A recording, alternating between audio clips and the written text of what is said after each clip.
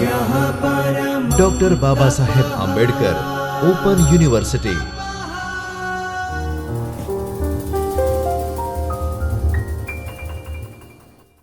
નમસ્કાર વિદ્યાર્થી મિત્રો, હું doctor Kinjal Parmar, assistant librarian, government district library Ahmedabad, doctor Baba Saheb Ambedkar open યુનિવર્સિટીના ચૈતન્ય સ્ટુડિયોમાં આપ સૌનું હાર્દિક સ્વાગત કરું છું.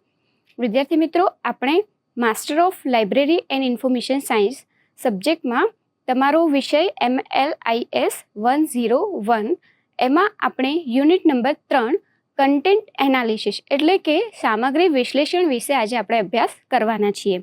સૌપ્રથમ આપણે જોઈએ કે સામગ્રી વિશ્લેષણ એટલે કે કન્ટેન્ટ એનાલિસિસ શું છે. આ એકમ આપણે શા માટે ભણવાનું છે એની આપણે વાત કરીશું.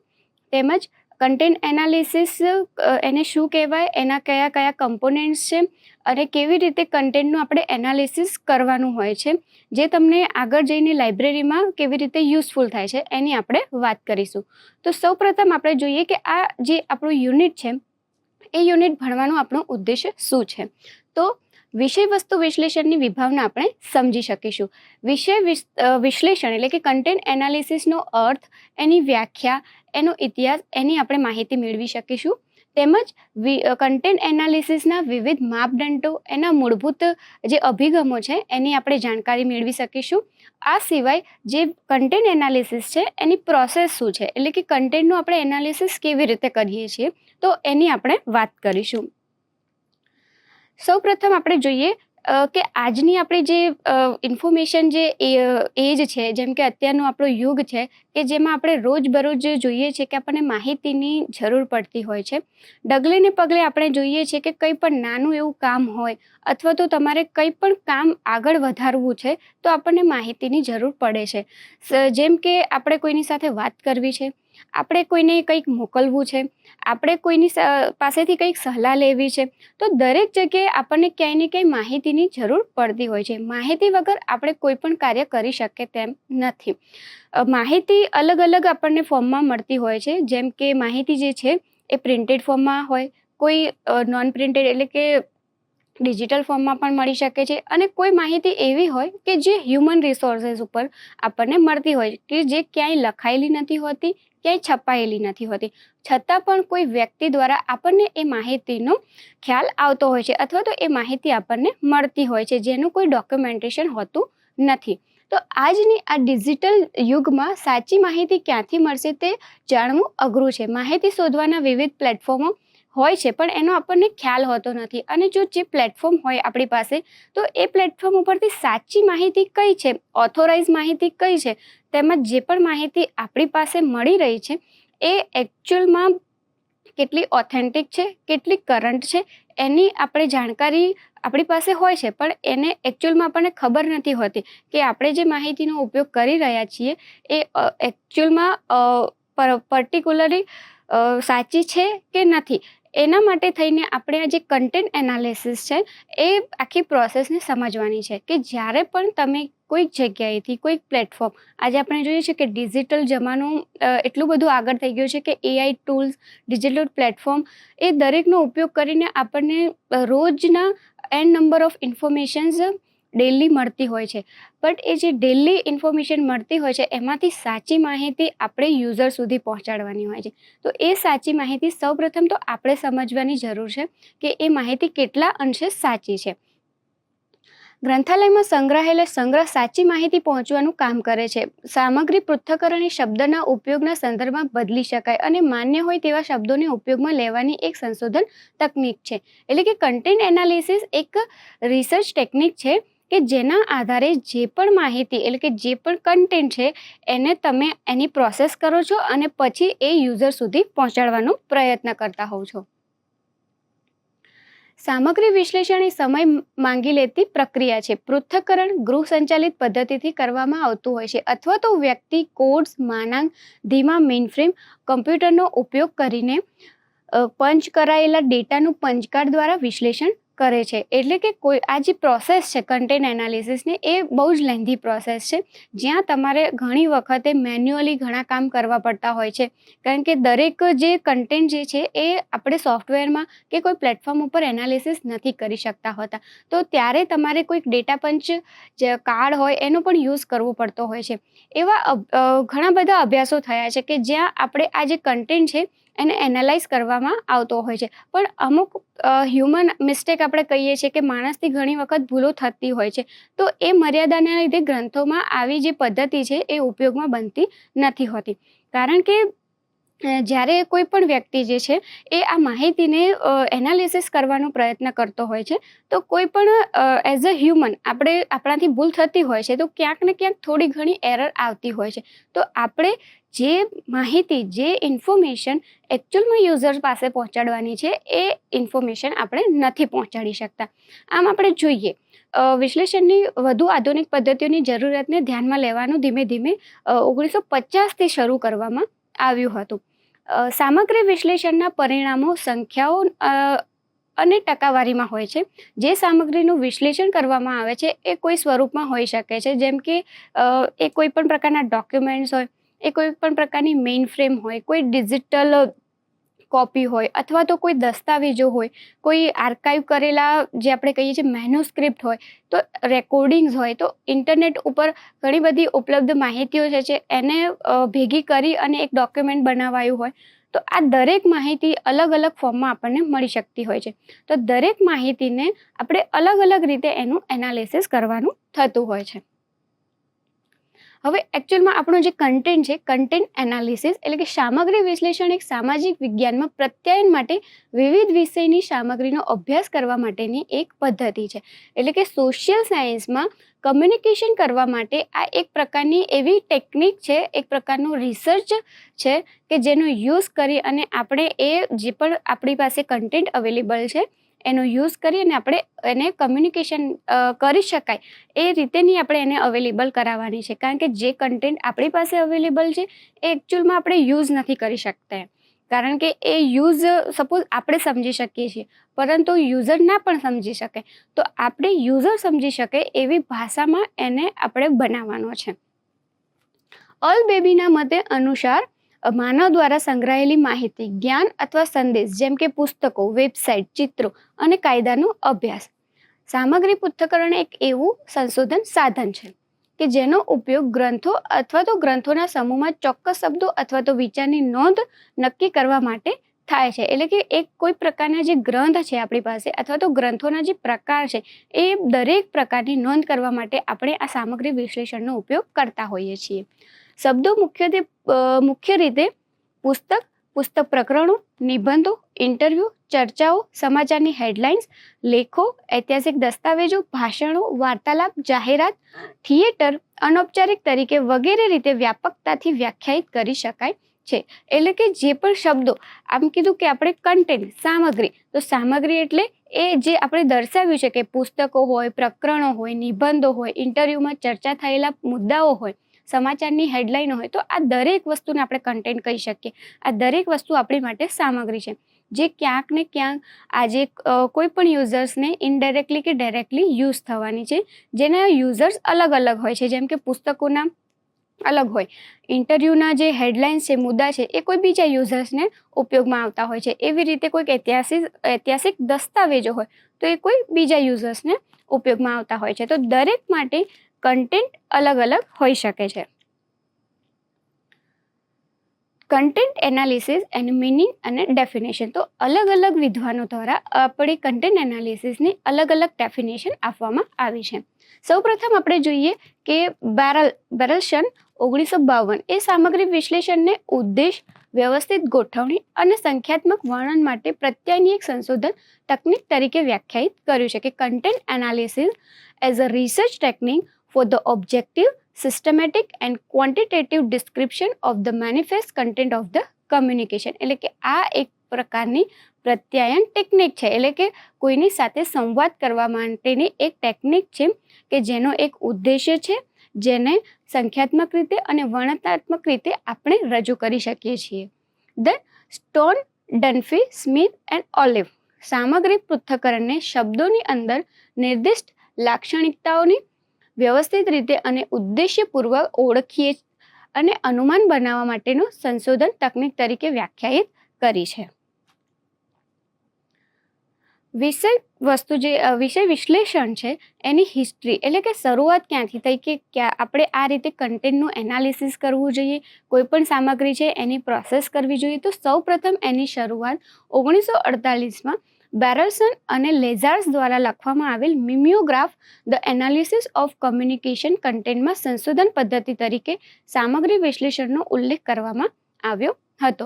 એટલે કે 1948માં જે બેરલસન્સ અને લેઝાર્સ છે એમના દ્વારા એક mimeograph the analysis of communication content એક પ્રકારની રિસર્ચ ટેકનિક યુઝ કરવામાં આવી હતી. અને આ ટેકનિકમાં તેમના દ્વારા સામગ્રી વિશ્લેષણ એટલે કે કન્ટેન્ટ એનાલિસિસનો ઉલ્લેખ કરવામાં આવ્યો હતો. 1961માં સૌપ્રથમ વેબસ્ટર્સના અંગ્રેજી શબ્દકોશ કે ઇંગ્લિશ ડિક્શનરીમાં સામગ્રી વિશ્લેષણનો એમને મેન્શન કરવામાં આવી હતી. ત્યારબાદ ધીમે ધીમે પ્રિન્ટિંગ પ્રેસની શરૂઆત થઈ. ધીમે ધીમે ધર્મને લગતા જે પુસ્તકો છે એના કન્ટેન્ટ છે એ લોકો સુધી પહોંચાડવા મુશ્કેલ થઈ ગયા હતા. આથી કરી અને ન્યૂઝપેપરમાં આ જે ધર્મને લગતા જે પણ માહિતીઓ છે એ ન્યૂઝપેપરના કન્ટેન્ટમાં મોકલવાનો પ્રયાસ કરવામાં આવ્યો. ત્યારબાદ 1940માં યુએસ અને યુકેમાં સામગ્રી વિશ્લેષણને સાહિત્યના અભ્યાસ માટે ઉપયોગમાં લેવામાં આવ્યા હતા. એટલે ધીમે ધીમે જેમ શરૂઆત થઈ, સૌપ્રથમ 1948માં સામગ્રી વિશ્લેષણને એક સંશોધન ટેકનિકમાં યુઝ કરવામાં આવ્યા. ત્યારબાદ ધીમે ધીમે એને રિલિજન સાથે આપણે કનેક્ટ કરવામાં. રિલિજન સાથે એટલે કે ધર્મના લગતા જેટલા પણ પુસ્તકો છે એને લોકો સુધી પહોંચાડવામાં મુશ્કેલી થતી હતી. એટલે આપણે પછી ન્યૂઝપેપર ઉપર ગયા. ધીમે ધીમે ન્યૂઝપેપરમાં એ કન્ટેન્ટને મોકલવાનો પ્રયાસ કરવામાં આવ્યો. અને ત્યારબાદ યુકે અને યુએસ જેવા જે દેશો છે એમણે પણ આ જે કન્ટેન્ટ એનાલિસિસ છે એના સાહિત્યનો અભ્યાસ કરી અને એને ઉપયોગમાં લેવાનું શરૂ કરી દીધું હતું. ભારતમાં રઘુવીર સિન્હા દ્વારા 1977માં સાહિત્યમાં સામાજિક અસરો ઉપરના સંશોધન વિષયમાં સામગ્રી વિશ્લેષણનો ઉપયોગ કરવાનો પ્રયાસ કરવામાં આવ્યો હતો. એટલે કે સૌપ્રથમ આપણે જેમ વિદેશમાં શરૂઆત થઈ એવી રીતે ભારતમાં પણ રઘુવીર સિન્હા દ્વારા એમણે જે રિસર્ચ શરૂ કર્યું હતું એ રિસર્ચમાં એમણે સૌપ્રથમ સામગ્રી વિશ્લેષણનો ઉપયોગ કરવાની શરૂઆત કરી હતી. Approaches for the analysis of content analysis એટલે કે કન્ટેન્ટ એનાલિસિસ માટેના અભિગમો શું છે. અત્યાર સુધીમાં આપણે જોયું કે કન્ટેન્ટ એનાલિસિસ શું છે, એની ડેફિનેશન શું છે, તેમજ એણે કેવી રીતે એની હિસ્ટ્રી છે, મતલબ કેવી રીતે સામગ્રી વિશ્લેષણની શરૂઆત થઈ હતી. હવે આપણે એના અપ્રોચીસ વિશેની વાત કરીશું. તો મુખ્યત્વે અહીંયા આપણે જોઈ શકીએ છીએ કે બે છે કે સામગ્રી વિશ્લેષણ અને એથ્નોગ્રાફિક સારાંશ. સામગ્રી વિશ્લેષણનો જે અભિગમ છે એ મેઇનલી ડેટા એનાલિસિસ માટે એનું ડેટા જે છે એનું આંકડાકીય વર્ણન કરવાનું થાય ત્યારે આપણે એનો ઉપયોગ કરતા હોઈએ છીએ. જો કોઈ ચોક્કસ પરિબળનો ઉલ્લેખ કરતું હોય છે એટલે કે જે સામગ્રી વિશ્લેષણ છે ક્યાંય ને ક્યાંય જ્યારે તમારે કોઈ સ્ટેટિસ્ટિકલ ડેટા આપવાનો થતો હોય છે અથવા તો તમારી જે માહિતી છે એ નંબર્સમાં હોય, કોઈ ટકાવારીમાં હોય, તમારે કોઈ ગ્રાફ્સમાં આ માહિતી આપવાની હોય, કોઈ વિઝ્યુલાઇઝેશન તમારે કરવાના હોય તો ત્યારે આપણે કન્ટેન્ટ એનાલિસિસનો યુઝ કરતા હોય છે. તો બીજી તરફ એનો જે બીજો અપ્રોચ છે એ છે એથ્નોગ્રાફિક સારાંશ. તો એથ્નોગ્રાફિકમાં સંશોધનનું વર્ણનાત્મક વર્ણન કરવામાં આવે છે. તો બંનેનો ડિફરન્સ અહીંયા આપણને ક્લિયર થાય છે કે જે કન્ટેન્ટ એનાલિસિસ છે ત્યાં આપણે ડેટા એનાલિસિસ એટલે કે ડેટાને આપણે શો કરવાના છે, ત્યાં આપણે કોઈ પણ પ્રકારનું ડિસ્ક્રિપ્શન એને બતાવવાનું નથી. પરંતુ જ્યારે આપણે એથ્નોગ્રાફિકની વાત કરીએ છીએ તો એથ્નોગ્રાફિકમાં આપણે ટોટલી જેટલું પણ આપણી માહિતી છે એ બધી ડિસ્ક્રિપ્ટિવ આપણે બતાવવાની છે. તો બંને માહિતી એક જે છે એ એનાલિટિકલ માહિતી છે અને બીજી જે છે એ ડિસ્ક્રિપ્ટિવ માહિતી છે. અવલોકનો, તારણો અને સૂચનો વ્યાખ્યાયિત કરવાનું કાર્ય કરે છે. એટલે કે એથ્નોગ્રાફી છે એમાં જે પણ પ્રકારના અવલોકનો આવ્યા છે, એના તારણો આવ્યા છે, એના સૂચનો આવ્યા છે એ બધું ડિસ્ક્રાઇબ કરવાની વાત છે. જ્યારે કન્ટેન્ટ એનાલિસિસમાં જે ડેટા છે એને ચાર્ટ ફોર્મમાં, કોઈ ઇમેજ ફોર્મમાં એવી રીતે દર્શાવવાની વાત કરી છે. એથ્નોગ્રાફિક સારાંશ અને સામગ્રી વિશ્લેષણ એકબીજાના વિરોધાભાસ નથી. એટલે કે બંને અપોઝિટ નથી, બંને એક જ સાથે જ છે. બંનેને પણ અલગ અલગ રીતે યુઝ કરવાનો પ્રયત્ન કરતા હોઈએ છીએ. એથનોગ્રાફિક સારાંશ અને સામગ્રી વિશ્લેષણ એકબીજાના વિરોધાભાસ નથી, પરંતુ આ બંને અભિગમને સાથે રાખીને વિશ્લેષણ સરળતાથી અને ચોક્કસ રીતે કરી શકાય છે. એટલે કે આ બંને જે અપ્રોચીસ છે એને આપણે સાથે રાખી અને કન્ટેન્ટનું એનાલિસિસ કરતા હોઈએ છીએ. બંને એકબીજાના વિરોધાભાસ નથી. Type of content analysis. આપણે આગળ જોયું અપ્રોચીસ ઓફ કન્ટેન્ટ એનાલિસિસ. હવે આપણે જોઈશું કે ટાઈપ ઓફ કન્ટેન્ટ એનાલિસિસ. તો ફર્સ્ટ જે છે એ વૈચારિક વિશ્લેષણ એટલે કે કન્સેપ્ચ્યુઅલ એનાલિસિસ છે. સામાન્ય રીતે જે આપણે કહીએ કે સામગ્રી વિશ્લેષણ શબ્દને વૈચારિક વિશ્લેષણ તરીકે લેવામાં આવતું હોય છે. એટલે કે જે કન્ટેન્ટ છે વૈચાર એટલે કે આઈડિયાથી આપણે જેમ આપણે વાત કરીએ કે માહિતી જે છે એ 3 રીતે આપણને મળતી હોય છે કે એ પ્રિન્ટેડ ફોર્મમાં હોય, નોન પ્રિન્ટેડ ફોર્મમાં હોય અથવા તો હ્યુમન રિસોર્સથી તમને માહિતી મળતી હોય છે. તો જે હ્યુમન રિસોર્સથી જે માહિતી આપણને મળી રહી છે એ માહિતી આપણી આઈડિયલ માહિતી છે જે કોઈ પણ વ્યક્તિના માઇન્ડમાં સેટ કરેલી છે. દાખલા તરીકે આપણે વાત કરીએ કે કોઈ જૂનું ગામ છે, એ જૂના ગામની સૌથી ઐતિહાસિક વિરાસત શું છે અથવા તો એ ગામની પૌરાણિક જે અમુક વાર્તાઓ હોય કે આ ગામની શરૂઆત કેવી રીતે થઈ, કોઈ ચોક્કસ એવી જગ્યા હોય કે જેની શરૂઆત એનો ઉદ્ભવ કેવી રીતે થયો એ કદાચ ક્યાંક છપાયું ના હોય, જેના પુસ્તકો ના બન્યા હોય, પરંતુ એ ગામમાં રહેતા કોઈ વૃદ્ધ હોય કે જે વર્ષોથી એ ગામમાં રહે છે તો એમની પાસે એ માહિતી મળી જાય કે તમે આ ગામ જે છે એની વિરાસત શું છે, એનો ઉદ્ભવ કેવી રીતે થયો, કેવી રીતે અહીંયા આની સ્થાપના થઈ, કેવી રીતે આ ગામ આગળ વિકસ્યું. તો આ જે માહિતી છે એ વ્યક્તિના હ્યુમન માઇન્ડમાં સેટ કરવામાં આવેલી છે. તો એ માહિતી ક્યાંય દસ્તાવેજ થયેલી હોતી નથી. વૈચારિક વિશ્લેષણનો ખ્યાલ સામાન્ય રીતે પરીક્ષાલક્ષી પસંદ કરવામાં આવતો હોય છે, તેમજ વિશ્લેષણમાં તેની ગણતરી અને પુરાવાનો સમાવેશ થતો હોય છે. વિષયલક્ષી પદ્ધતિમાં જ્યારે સ્પષ્ટ શબ્દો સરળતાથી ઓળખી શકાય, અસરકારકતા દર્શાવવા તેનું કોડિંગ કરી શકાય, તેમજ જટિલ પરિસ્થિતિમાં તેની અસરકારકતાનું સ્તર નક્કી કરી શકાય, ત્યારે તેને વિષય વિશ્લેષણ તરીકે પણ ઓળખવામાં આવતા હોય છે. એટલે કે જે આપણું વૈચારિક વિશ્લેષણ છે, જે આઈડિયા પ્લાન છે આપણો, એને જ્યારે આપણે વિષય સાથે કનેક્ટ કરી લઈએ છીએ કે કોઈ એક ચોક્કસ વિષય સાથે એને કનેક્ટ કરી એનું કોડિંગ કરી એને આપણે અમુક જે કોમ્પ્લિકેટેડ માહિતીઓ હોય એને આપણે સોલ્વ કરવાનો ટ્રાય કરતા હોઈએ છીએ. તો ત્યારે એ જે વૈચારિક વિશ્લેષણ હોય છે એ વિષય વિશ્લેષણ બની જતું હોય છે. જે આઈડિયા જે છે એને આપણે વિષય સાથે કનેક્ટ કરી રહ્યા છીએ. Relation analysis. વૈચારિક વિશ્લેષણ જે છે એની શરૂઆત શબ્દ અથવા આપેલ શબ્દના અર્થને વૈચારિક રીતે રજૂ કરવાની હોય છે. એટલે કે જે કન્ટેન્ટ છે એને ક્યાંક રજૂ કરવાનું છે, કેમ કે એ ક્યાંય રજૂ થયેલો નથી, એ ક્યાંય દસ્તાવેજ થયેલો નથી, એ હ્યુમન માઇન્ડમાં સેટ થયેલો હોય છે. તો એક વિચાર છે. પરંતુ જ્યારે આપણે સંબંધિત એટલે કે રિલેશનલ એનાલિસિસની વાત કરીએ તો એ શરૂઆતના વિચારને આગળ વધારવાના પ્રયત્નો છે. તો એ જ વિચારને આપણે જ્યારે ક્યાંક કોઈક જગ્યાએ ડોક્યુમેન્ટ કરી રહ્યા છીએ અથવા તો એને પુસ્તકમાં છાપી રહ્યા છીએ અથવા તો કોઈ જેમ કે ગામની વિરાસત છે તો એને આપણે તકતી ઉપર લખીએ છીએ કે આ ગામનો ઇતિહાસ શું છે, તો એને આપણે કોઈ એક વ્યક્તિ પાસે છે કે મને ખ્યાલ છે કે આ ગામની વિરાસત શું છે, આ ગામનો ઇતિહાસ શું છે, એ વ્યક્તિના હ્યુમનમાં છે, એ વ્યક્તિના માઇન્ડમાં છે. પરંતુ જ્યારે એ જ વ્યક્તિ પાસેથી માહિતી લઈ એને આપણે એક તકતી ઉપર ક્યાંક રાઇટઅપ કરીએ છીએ અને એને મૂકીએ છીએ, તો એ વસ્તુ થઈ જાય છે રિલેશનલ એનાલિસિસ. એટલે કે વિચારને આપણે આગળ લઈ જઈએ છીએ, એની ઉપર પ્રોસેસ કરીએ છીએ. એને આપણે સિમેન્ટિક એનાલિસિસ પણ કહેતા હોઈએ છીએ. Component of content analysis. એટલે કે કન્ટેન્ટ એનાલિસિસના કેટલા કમ્પોનન્ટ છે. આપણે જે ટાઈપ અપ્રોચીસ જોયા, 2 અપ્રોચીસ છે. દેન ટાઈપ, એના 2 ટાઈપ છે, એક વૈચારિક છે અને એક રિલેશનલ એટલે કે આપણા સંબંધિત વિશ્લેષણ છે. જે બંને એક વૈચારિક જે છે એને આગળ લઈ જઈએ તો ત્યારે એ રિલેશનલ વિશ્લેષણ બનતું હોય છે.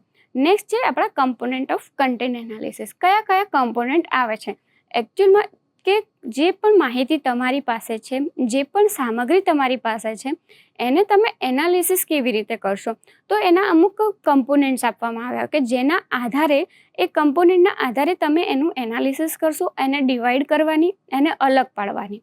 તો ફર્સ્ટ જે કમ્પોનન્ટ છે યુનિટાઇઝિંગ એટલે કે એકીકરણ. એકીકરણ એ ટેક્સ્ટ જેવા કે દસ્તાવેજો, છબીઓ, અવાજ અને અન્ય અવલોકન આધારિત સામગ્રીઓનું વિશ્લેષણ કરવાની એક સરળ પદ્ધતિ છે.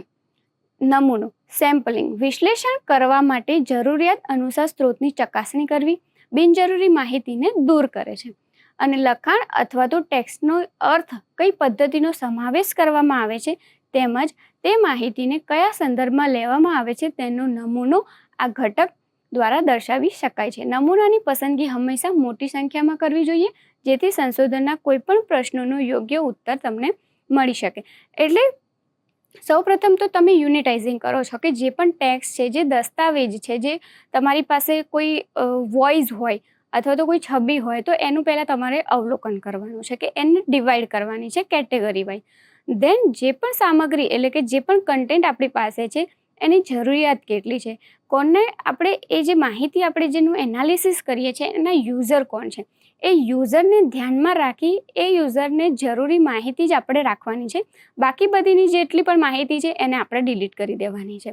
એ લખાણ જે છે એના ટેક્સ્ટનો અર્થ એમાંથી કઈ માહિતીનો સમાવેશ કરવાનો છે, કઈ માહિતી આપણે એમાંથી રિમૂવ કરવાની છે અને કયા સંદર્ભમાં એટલે કે એના એકચ્યુઅલ યુઝર કોણ છે તો એ યુઝરને ધ્યાનમાં રાખી અને એ માહિતીનું આપણે એનાલિસિસ કરવાનું છે. ઓકે, ત્યારે એ જે પણ એનાલિસિસ કરીએ છીએ તો આપણે શરૂઆતમાં જ બધી માહિતી એમાંથી એનું મતલબ જે એરિયા છે એકદમ નેરો નથી કરી દેવાનું. એટલે કે જેટલું જે પણ આપણે માહિતી લઈએ છીએ એ થોડી વધારે જ રાખવાની છે.